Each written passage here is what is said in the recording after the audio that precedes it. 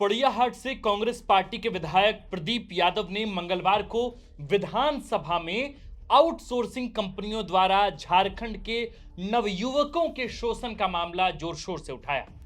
प्रदीप यादव ने इन बड़ी outsourcing company को बड़े जमींदार सरीखा बताते हुए स्पीकर से कहा कि यदि आप इन कंपनियों द्वारा झारखंड के युवक युवतियों के साथ किए जा रहे शोषण की कहानी सुनेंगे तो आंखों से आंसू छलक पड़ेंगे। प्रदीप यादव ने कहा कि पिछले कई वर्षों से झारखंड में सचिवालय से लेकर प्रखंड मुख्यालय तक में लिपिक, निम्न वर्गीय लिपिक, चतुर्थ वर्गीय कर्मचारी और सुरक्षा प्रहरी तक की नियुक्ति आउटसोर्सिंग कंपनियों द्वारा की जा रही है। ऐसी शिकायतें मिलती है कि जहां अभ्यर्थियों ने बताया कि उनसे नियुक्ति के बदले कंपनी ने पहले तो मोटी रकम वसूली, इसके बाद सरकार द्वारा जो मानदेय तय किया गया है वह कंपनी द्वारा उन्हें नहीं दिया जा रहा है। कंपनियां सरकार द्वारा तय मानदेय में भी कटौती कर लेती है। केवल इतना ही नहीं, इन कर्मचारियों को महीने तक वेतन नहीं दिया जाता है। ये कर्मचारी बिना वेतन के ही काम करते रहते हैं और फिर किसी दिन कंपनी उनका मानदेय लेकर भाग जाती है। प्रदीप यादव ने सरकार से सवाल किया सदन के अंदर कि झारखंडी युवाओं का आर्थिक और मानसिक शोषण कर रही इन कंपनियों के विरुद्ध आज तक क्या कार्रवाई की गई। प्रदीप यादव ने कहा कि सरकार ने बताया है कि इन आउटसोर्सिंग कंपनियों का चयन निविदा के माध्यम से किया जाता है, यानी कि टेंडर के माध्यम से। सरकारी सूची के मुताबिक झारखंड में इस तरह की 13 कंपनियों का चयन किया गया है। इनमें से 6 कंपनियां काफी बड़ी हैं और बाहर की हैं, यानी कि झारखंड की नहीं, मसलन मुंबई, दिल्ली या पटना की कंपनी। उन्होंने कहा कि पहले जिलावार आवश्यकताओं के तहत निविदा निकाली जाती थी, जिसमें निविदा की शर्तें ऐसी होती थी कि झारखंड की स्थानीय और छोटी कंपनियां भी हिस्सा ले सके। लेकिन अब नियम ही इतने सख्त कर दिए गए हैं, इतने ज्यादा शर्तें ला दी गई हैं कि छोटी कंपनियों ने कदम पीछे खींच लिए हैं। ऐसे में बड़ी कंपनियों द्वारा शोषण को बढ़ावा मिला है। प्रदीप यादव ने सदन के अंदर कहा कि मेरे पास ऐसे दर्जनों आवेदन पड़े जो शोषण से परेशान कर्मचारियों ने सरकार को दिया है। प्रदीप यादव ने सरकार से सवाल किया है कि इन कंपनियों के विरुद्ध सरकार ने क्या कार्रवाई की, क्या किसी कंपनी से उस पैसे को वसूलने का काम किया गया जो कर्मचारियों का मानदेय हड़प कर कमाया गया है। प्रदीप यादव ने कहा कि आउटसोर्सिंग कंपनियों के चयन में भी भारी गड़बड़ी की आशंका है। सरकार द्वारा 24 अगस्त 2021 को किए गए समझौते के मुताबिक चयनित कंपनियों का कार्यकाल 2 साल का होना चाहिए था, लेकिन 7 ऐसी आउटसोर्सिंग कंपनी है जो 4 साल से विभिन्न विभागों की भर्तियां कर रही हैं। क्या ये निविदा की शर्त यानी टेंडर की शर्तों का उल्लंघन नहीं है? क्या इससे निविदा की प्रक्रिया संदेह के दायरे में नहीं आती? इन 7 कंपनियों के खिलाफ कोर्ट में केस किया गया है, लेकिन ये अभी भी काम कर रही है। सरकार बताए कि ये कैसे संभव हो रहा है। प्रदीप यादव ने मांग रखी है कि न केवल इन कंपनियों के खिलाफ कार्रवाई की जाए, बल्कि निविदा प्रक्रिया को आसान बनाकर जिलावार निविदा में स्थानीय छोटी कंपनियों को भी हिस्सा देने का, या यूं कहें कि हिस्सा लेने का सीधा सीधा मौका मिले, ताकि युवाओं का शोषण और न किया जा सके। विधायक प्रदीप यादव ने कहा कि कर्मचारियों के मानदेय में कटौती कर ली जाती है, उनको समय पर मानदेय नहीं मिलता। कई कर्मचारी वैसे हैं जिनको महीनों से मानदेय नहीं मिला। उनका आर्थिक शोषण तो किया जा रहा है, कार्यस्थल पर उनका मानसिक शोषण भी होता है। उनको आरक्षण सहित अन्य प्रकार की सुविधाएं भी नहीं मिलती। प्रदीप यादव ने मांग की है कि सभी जिलों में उपायुक्तों से जांच करवाया जाए कि कितने कर्मचारियों को वेतन नहीं मिला, कितने महीनों से वेतन रोका गया है, मानदेय में कितने की कटौती की जा रही है।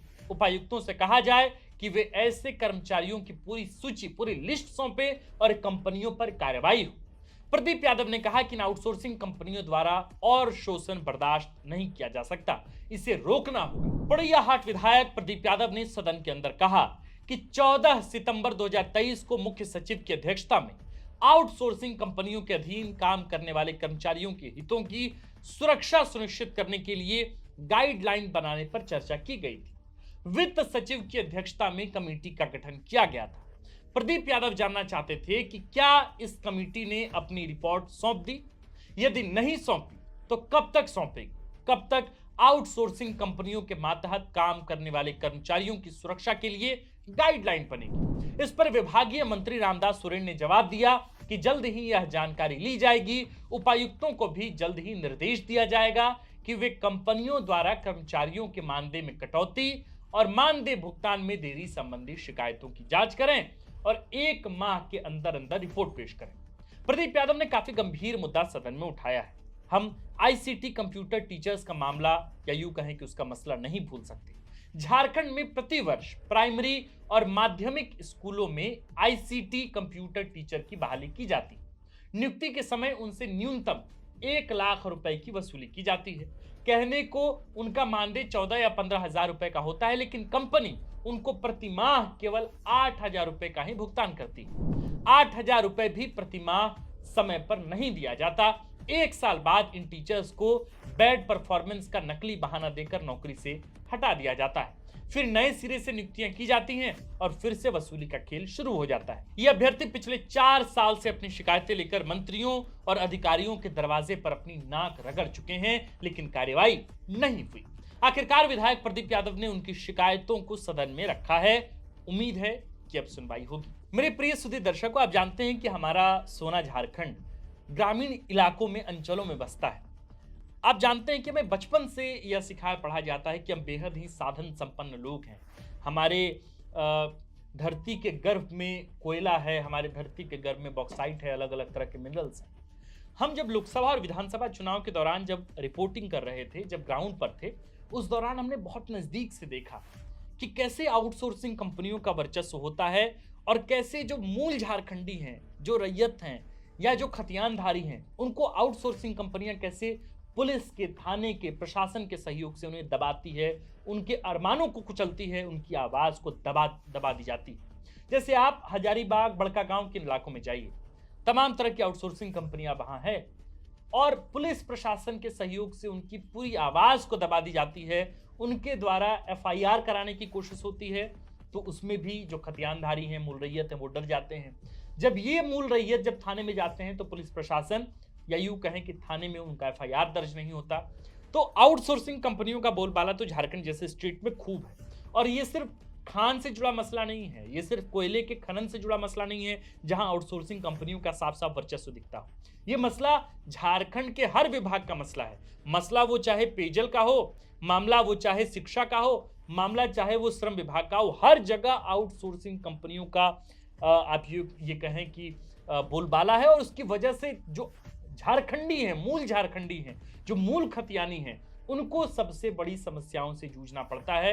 कई बार होता तो यही है कि आउटसोर्सिंग कंपनियां सरकार से पैसा लेती है, पर जो पैसा लिया जाता है सरकार से, आउटसोर्सिंग कंपनियां वो पैसा अपने कामगारों को चुकाती नहीं है और फिर बहाना बनाकर कि काम आपने सही नहीं किया, भगा दिया जाता है। और फिर बाद में यही पता चलता है कि आउटसोर्सिंग कंपनी अंततः पैसा लेकर भाग गई और फिर केस चलता रहता है और फिर उसके बाद कुछ पता ही नहीं चलता। अनुसंधान या जो भी चीजें होती है, इन्वेस्टिगेशन होती है, उसका कुछ पता ही नहीं चलता।